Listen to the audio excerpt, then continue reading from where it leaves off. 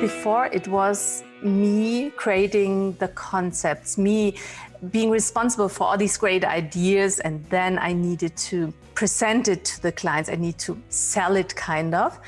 But with the design sprint process, I have a tool in my hand, and also, let's say, it just opened my mind to not designing for the client, but designing with them.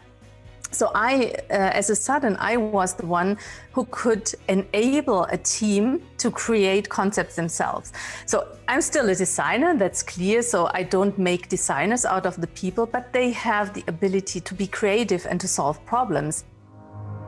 How do you navigate change? It's a question we think about often, and one that today's world expects us to be comfortable with. The challenge, however, is where do you begin? And how do you develop the mindset and skill set to be successful? Welcome, everyone, to the Sprint to Success with Design Thinking podcast. I'm your host, Sabrina. Join me each week as I share the stories and strategies from the world's leading researchers and practitioners about why they believe the answer lies in practicing design thinking.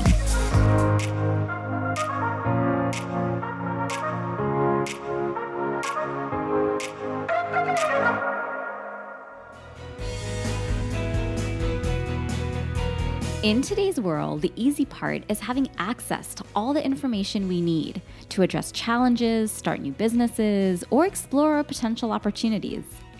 The hard part, however, is how to make sense of that information, how to curate it, how to organize it so that we can actually use it to solve the problems we set out to find answers to be able to enhance our lives, our communities, and ultimately the world around us. You'll often hear people reference today's world as the attention economy.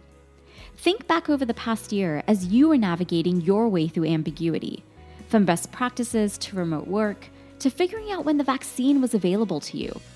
When you needed answers to problems you may not have had to have even thought about before, where did you turn? How did you decide which article to read over another? Did you turn to people online or those you knew in person, or perhaps a mix of both? Did you have a criteria you used to determine how you were going to filter information? I can't speak for everyone. However, as I reflect on these questions and as I think about who I turn to learn from, to have questions answered and design, what I wanted life and work to look like moving forward, there were two things that really came to mind. The first one was trust. Many of the people I turned to for answers were people I had an established relationship with. Now, this didn't have to be in person. In fact, many of these individuals, in fact, the majority of them, were people I had never even met before. They were people that I had been following online for many years, perhaps even a couple of months. But they were people that I had developed an online relationship with through trust, through the ideas that they had been sharing as I had been following them through a variety of different media formats. The second thing that comes to mind was community. Many of us have a presence on social media as a consumer, and many of us as creators as well.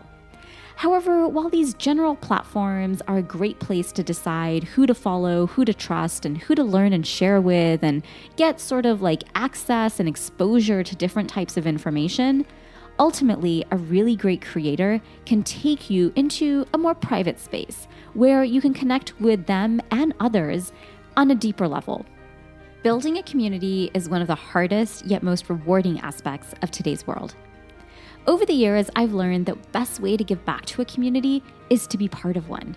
And today, I'm delighted to introduce you to Sabrina from Germany. Sabrina's been in the design industry for over 25 years. She's the founder of Design Sprint Studio, where she focuses on helping companies to innovate with confidence and to enable their teams to establish a collaborative workflow by teaching the design sprint process. I've had the pleasure of being a part of Sabrina's Beyond Design Sprint community online, and I'm absolutely fascinated by her gift for bringing people together around shared interests, but I'm also more fascinated by how she's really grown and strengthened this community, especially during 2020.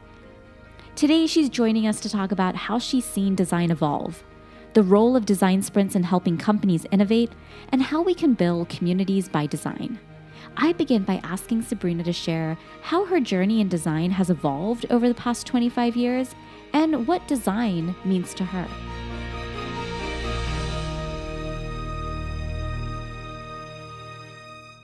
Maybe you know that in Germany, when we talk about design, this is more the way to talk about UI design, or more like graphic design, visual communication.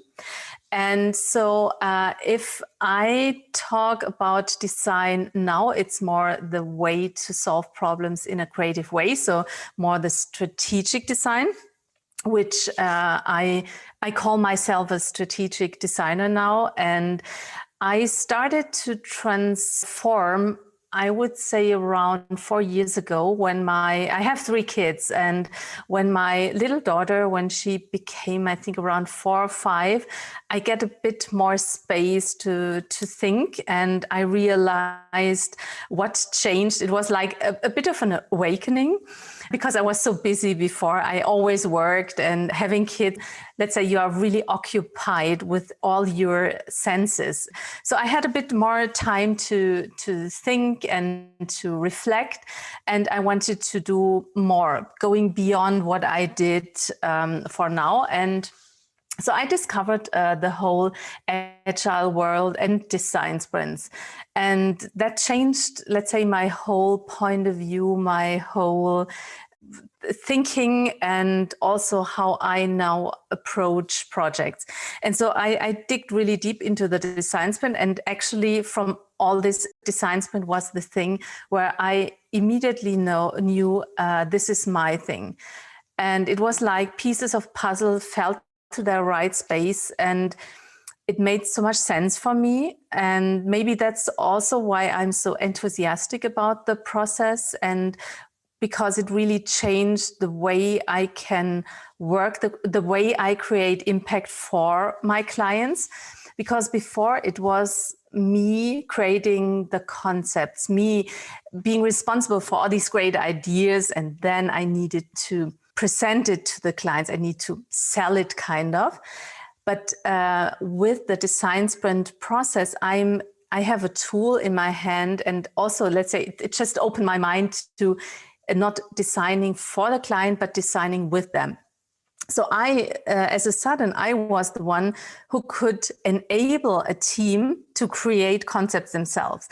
So I'm still a designer, that's clear. So I don't make designers out of the people, but they have the ability to be creative and to solve problems. Also, a lot of people just in the beginning say, oh, I'm not creative, I cannot do that. But that's really powerful. I now, with this tool and with this mindset, I have the ability and the power to change their, let's say, way of working, at least for a short amount of time. And maybe if I'm lucky, and they as well, it is sustainable, and it, let's say, it stays a bit longer, or maybe it also changes their way to work.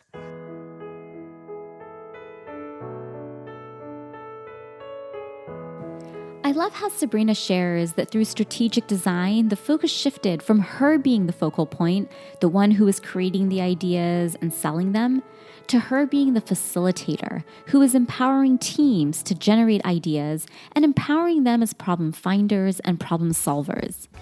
This is a radically important shift, as today's world expects that we are all able to have the skill set and mindset of a design thinker. A quick look at the World Economic Forum's trending skills for 2025, and you'll see that at the top of the list are things like analytical thinking and innovation, active learning, complex problem solving, critical thinking and analysis, creativity, originality, and initiative. These are all no longer luxury skill sets, but necessary ones that we must all possess. Sabrina attributes this shift from her being the focal point to empowering others to be able to gain these skills to practicing the design sprint. She said it changes the way in which she works and how it's helping her change the way others work as well. I asked Sabrina to describe the design sprint process in more detail. And one of the things that I think you'll really appreciate is how she makes the language so relatable for anyone and everyone.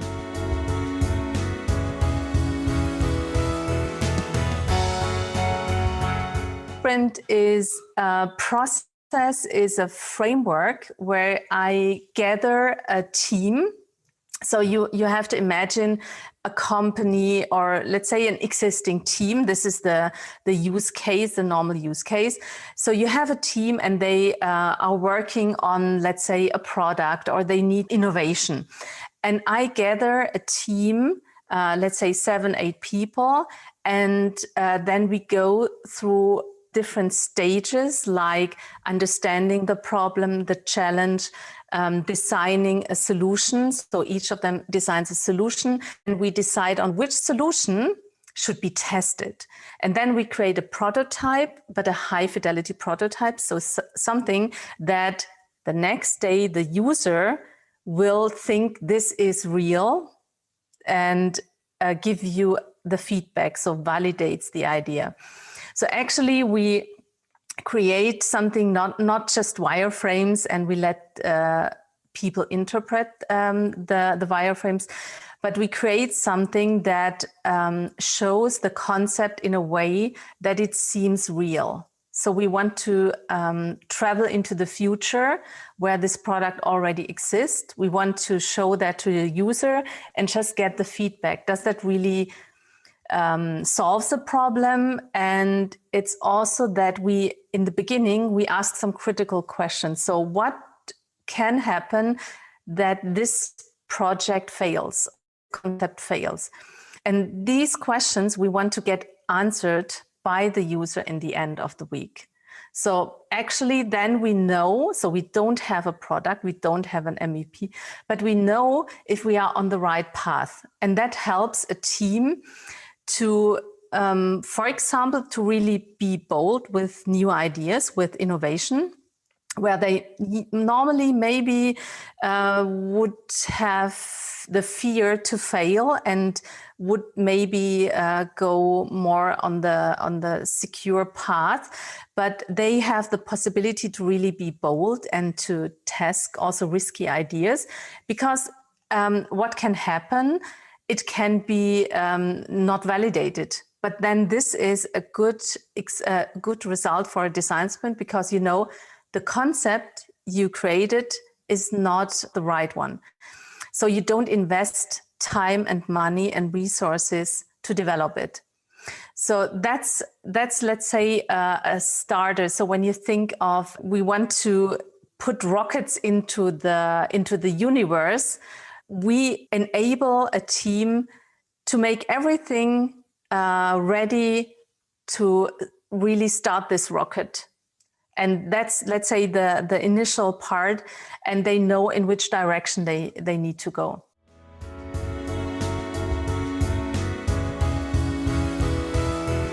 I'm sure we can all remember a time where we spent money and resources on a solution that just wasn't effective. Oftentimes, it's because we haven't always asked the right questions to ensure that we're even solving the right problem. Sabrina shared how the design sprint process eliminates that from happening by examining, creating, and testing a high-fidelity prototype within 5 days to see if it yields the desired outcomes, to determine whether or not this idea or decision is even worth investing more time and resources into. Sabrina also highlights a key challenge, that many teams do not see themselves as creative, or that many teams don't feel creative. I asked Sabrina how she helps people rediscover their creativity.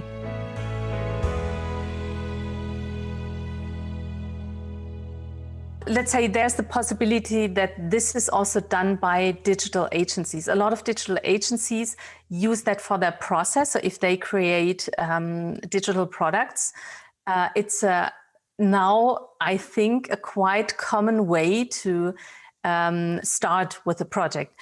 But if you go into companies, let's say normal bigger organizations, and you talk to people, or you take the people in the team, they normally are, let's say, project managers, or they are in controlling, lead of controlling, or lead of sales and acquisition, or a CEO. They normally are not used to work in that way. So to create ideas and to sketch something and to really go deep. And I think that's the biggest thing in a design sprint, that you focus for a longer time period on one topic.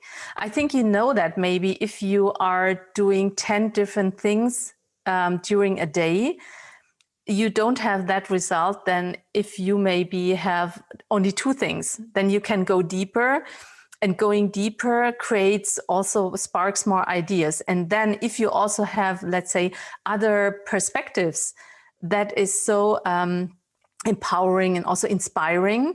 And there are, let's say, for this creative phase, we have also possibilities like lightning demos, for example, where you get inspired from already existing examples. So it's not that all of them need to be able to draw. They can also write or just make a frame or make a circle. You know, it can be very easy. So they get in the mood of, okay, I'm able to do that. So yeah, but I think it's totally normal that they think they are not creative, because they are never creative in that way, because they always are working, let's say, in their normal way of how it's done always.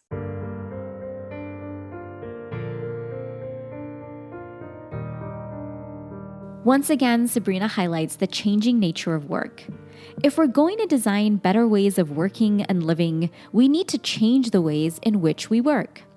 I particularly appreciate how Sabrina highlights the importance of bringing diverse voices to the table as we design solutions. She talks specifically about lightning demos.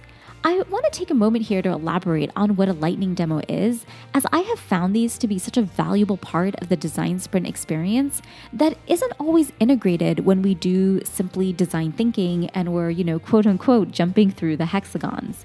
Lightning demos are about collecting and synthesizing existing ideas so that you can remix and improve upon them. It's also an opportunity to allow for everyone's voices to be heard. I'm going to share a story from the Sprint book. It's one of Melita Benz, a German entrepreneur who invented the paper coffee filter. She said that great ideas were built on existing ideas, repurposed with vision. Coffee filters, she said, had been tried before. They were made of cloth. And the blotting paper, well, it was just sitting there, she said. Lightning demos are about following Benz's example. During a lightning demo, each member of the team will have 3 minutes to share their favorite solutions from other products. The goal here is not to focus on your competitor, but rather to look outside your industry for inspiration. In the book, they share the example of Blue Bottle Coffee. Blue Bottle, they said, wanted to help customers find a coffee they loved. But coffee beans all look the same. Their inspiration during the lightning demos didn't come from a coffee competitor, but it came rather from a chocolate bar company that one team member shared. They said this chocolate company had wrappers that used 6 words to describe the chocolate.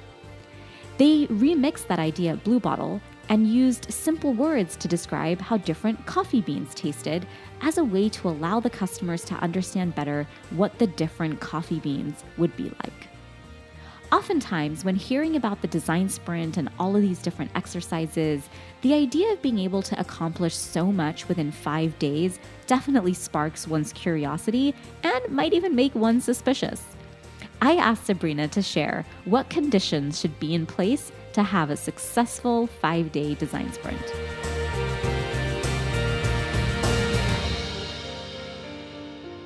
It's possible. It's proved already thousands of times. So 1 week is a time frame where you can really create something valuable that creates impact. So not just a quick sketch, not a fast concept, but something meaningful. And it's very important that you have different perspectives there. So if you take 5 designers in the room, this is not the right setup for a design sprint. You need to have really the different perspectives, and everyone has a value, and each idea and perspective is appreciated as well, and it's valued as well, because it's important for the project. You also need to have the user perspective. So you start in the beginning also, you can get experts. So it's important that you get as much valuable information into the team. So either you have that already in the team because you are from all the different areas, you get experts, you get, let's say, a short summary of the user research into that. So it's important that the user point of view is already there. And so in the end, you will have user-centric, how can I say, user-centered, but also a business-centered. It's kind of a mix of both, because you will get this kind of solution when you have the business team together. They will create a solution they are able to also to realize, to develop. And you always have the user as, let's say, a persona, or the user, you are building something for your user. And the user, by the way, that can be an end user, but that can be also a colleague. This can be a B2B client. This can be a supplier. So that can be anyone. It's just the person who in the end will need to interact with this concept, product, service, whatever. You can also create a process. You can also improve a process. So it's not only for digital products, but that's the main area where the design sprint is located right now.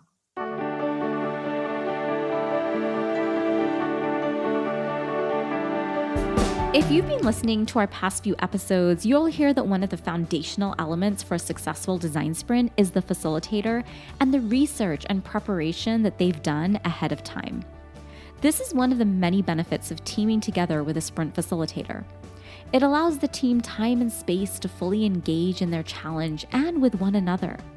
I love how Sabrina shares that while design sprints predominantly exist in the product development space, they can be used to design strategy and processes as well. It's actually what sparked my curiosity when I first came across the design sprint. Every day in education, I work with schools solving very complex challenges.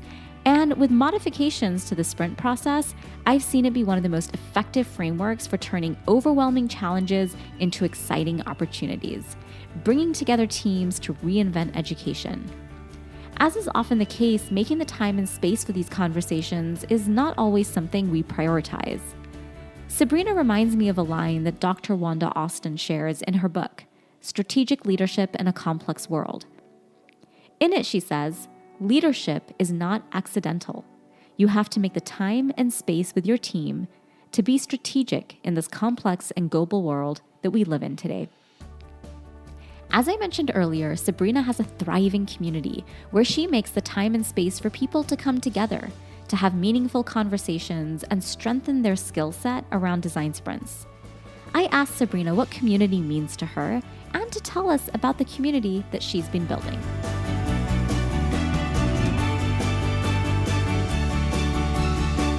People who are interested in learning about the design sprint, who are interested, but they don't know anything about it. They have a bit of a knowledge, people who are experts and want to exchange with other experts. So the community is really rich. We have a small community, but it's globally. And I started for sure here in Stuttgart because I realized that my enthusiasm in the beginning, where I thought everyone would now work with the design sprint, was not really true. So I realized that not everyone knows about the design sprint. And so I thought I need to educate people. I need to talk about it, spread the word. And that's where I created, I would say 2.5 years ago, I started the community on Meetup. And I started doing that on a local level. So I went to companies, to nice spaces in Stuttgart, also to our space. And we did different meetups very regularly, so once a month. And now it became global. So I would say in the beginning, it was my enthusiasm for the topic that I wanted also to share my knowledge with others. And I wanted to to talk about it and to share experiences, meet other design sprinters. So that was the intention in the beginning. And then I realized that I enjoy and I get energy out of that exchange and also to connect people. I really enjoyed that.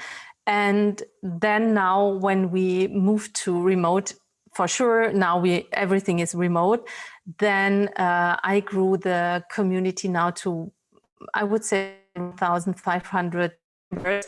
And we are also part of the Google Design Sprint chapter, where we have, I think, around 25 chapters around the world. And so we are part of something bigger on one hand side, but also the community itself grow. So that's really nice. And the next step for me was because I realized I have this community not only in Meetup. Meetup doesn't work so well right now. I think so. This is like a one-way communication. You can announce an event, people come to the event, and I think now with Zoom, you see everyone, but you have not a real communication and conversation, and you have like 50 people or more on screen.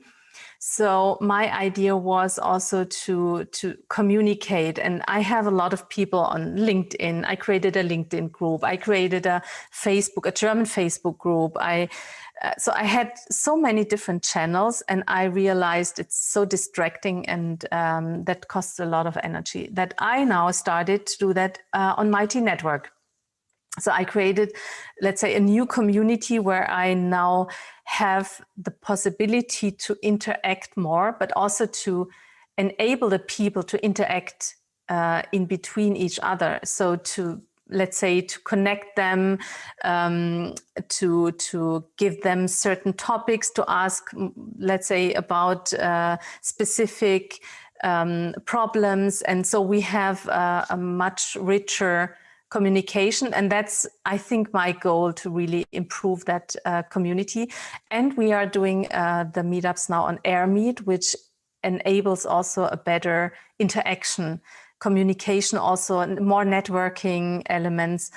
And that's really nice. So that's my actual status right now.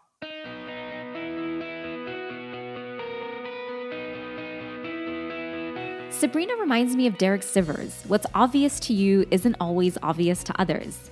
It's obvious from listening to Sabrina that she's deeply driven by sharing and helping others learn about design sprints and the impact they can have. This intrinsic motivation to help others is a critical aspect of growing a community. She wanted people to interact not just with her, but with one another as well on a deeper level. I asked Sabrina what 3 lessons we should consider when designing our own communities.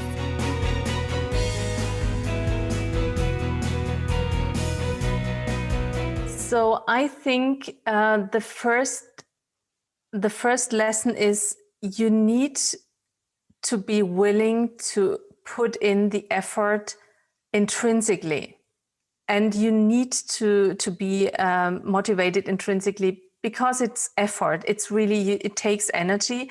So you should make clear for yourself if hosting a community and creating a community and interact with them gives you energy. If it doesn't create energy for yourself, you shouldn't do it.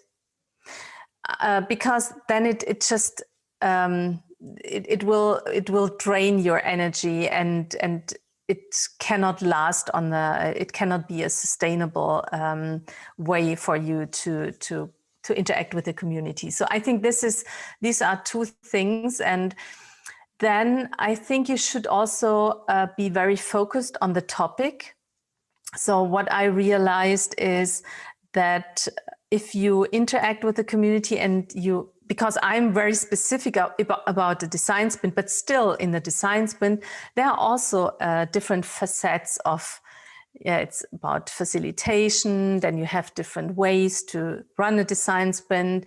So you have all these different kinds of topics, and I think you should be very specific. the more niche you are, the better it works. Because what I like is the interaction. So I don't like just to make meetups and talk there and invite speakers and that's it. But I really want to interact with the people. So I also want to listen to them. So that's just interesting, and it creates energy for me. So that's the way I would say it works well to start a community.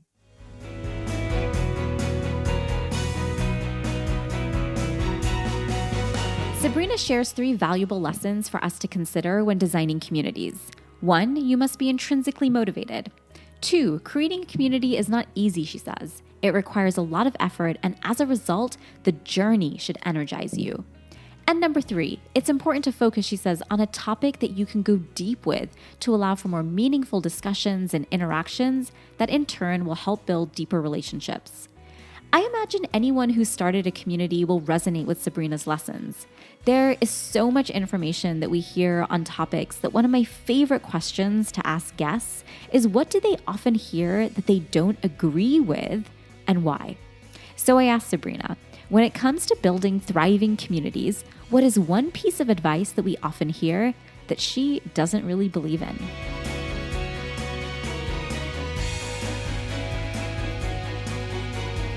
What I heard a lot is that you should monetize a community.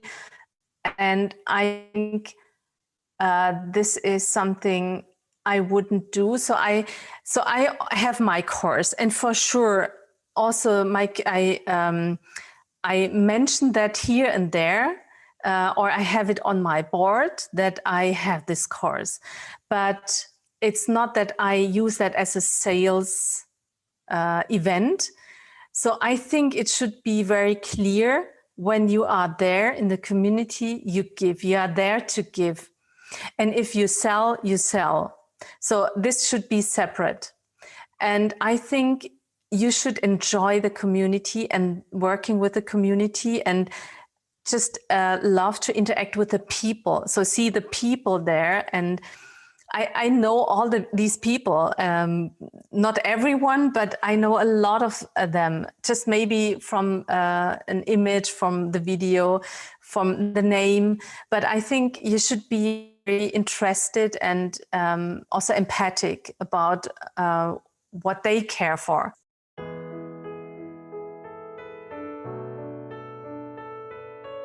What I love about this question and why I ask it is because it lets you know that you don't have to agree with everything that people say. When designing anything, we should always lean into what our needs are, what the needs of those we're designing for are, and if it differs from the norm, then to know that that is completely okay. As Sabrina shares, while many believe that the ultimate goal of a community is to find ways to monetize, she doesn't necessarily agree. This past summer, Sabrina extended her passion for design sprints by creating a community for teenagers to learn the mindset and skill set to thrive in today's world. She says they don't often teach these skills in school. I asked Sabrina to share more about this event and the skills she believes young people should enhance and develop.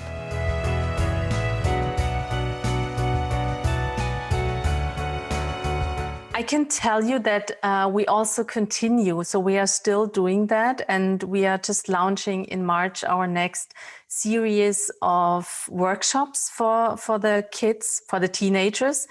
So we created with the Design Sprint a program for teenagers, and it wasn't about the framework. It wasn't about the Design Sprint. It was just the way we created that. We wanted to give them a platform to unlock their creative potential, to show them how they are able to act now. They don't have to wait until they are, let's say, adult or finished studies, university or whatever, but they are right now, they are able to create impact, to work on their vision, on their ideas. They should be just empowered to believe in themselves. So that was our idea, because we have kids. And so I told you already about my daughter, but I have two sons. They are 15 and 19. And they never learned anything about, let's say, design thinking or solving problems, something like that in a creative way in school, never. And it's also not taught in university. Maybe somewhere, yes, but in general, not. So we thought they should know about how we work, because we are so enthusiastic about the impact we can create for people, especially in the talent sprint. So that was also the inspiration, that we said we should also enable young people to experience that joy, that let's say, that freedom, that inspiration, and feeling this power. And so we just decided to create this 2-week program. And what we did there was also, we had activists that were, let's say, people who are experts in AI or experts in some eco projects like cleaning the ocean. So that was our overall topic: cleaning the ocean, reduce pollution. That were the topics. And we had also skill sessions from Adobe. So they had, let's say, they went through this process of these 2 weeks with knowing about the challenge we have with this pollution and the polluted ocean. What are possibilities to do? And we just enabled them with some exercises. So they didn't realize what we are doing. They just followed us through this process. And they created lots of wonderful ideas. And in the end, they had, let's say, these skill sessions. How do you use Adobe Rush, for example? How can you use Adobe XD? And they just created some really nice projects. And it's incredible how mature they are reflecting. That was impressive to see. And we had also like these motivational, 2 motivational speakers. And that was just, I get goosebumps right now, because that was really heartwarming and impressive to see how they reacted, and how it's just, if it would be us, but let's say a bit more fragile, a bit more naive, but also more fresh, it was just wonderful to see how they reflect. It's like, let's say, we adults, when we have went through a design thinking workshop, and we see, okay, we can rely on each other, we can build trust, we can be open, we can be vulnerable. So that was just like they are. Wonderful.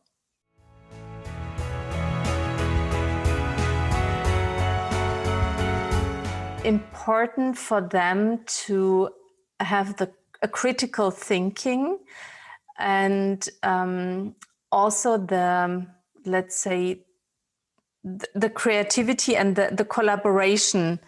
It's already more than 3. I would say critical thinking is very important, and also to be able to collaborate and be authentic.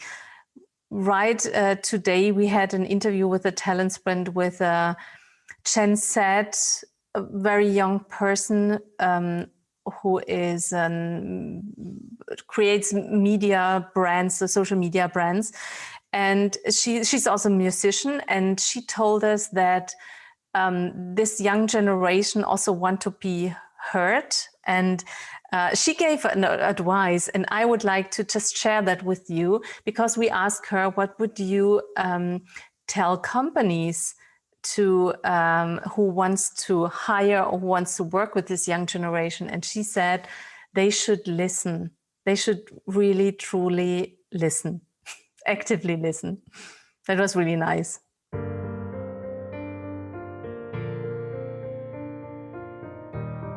I love how Sabrina emphasizes this wasn't about sharing a framework. It was about giving teenagers a platform for unlocking their creativity and showing them how they can leverage the resources around them to impact change. At a time where social emotional learning has become such a trending topic, design thinking experiences really give young people the confidence to know that they can design solutions to their challenges, that they're not helpless in their situations. I often talk about how the design thinking mindsets of empathy, comfort with ambiguity, learning from failure, optimism, and more help develop deeper levels of self-awareness, social awareness, self-management, and more of the social emotional skills we know are important for our young people to learn. Design thinking experiences also amplify the skills that Sabrina shares, such as critical thinking, creativity, and collaboration. My conversation with Sabrina reminds me of one of my favorite definitions of leadership that I share often by David Notgrass. He says transformational leaders are those who encourage creativity, recognize accomplishments, build trust, and inspire a collective vision. They're role models for the beliefs and values they want to see others adopt, and they believe that their audience is able to rise to the occasion. Sabrina reminds me of what it truly means to be a transformational leader, and I hope she inspires all of you to step up as ones as well, in your communities, bringing people together to learn and share, as together we navigate change hand in hand. It's your turn to join the conversation by sharing what you enjoyed or what questions you still have. In a world where time and attention are so valuable, thank you for choosing to listen and for being a part of our Sprint to Success with Design Thinking community.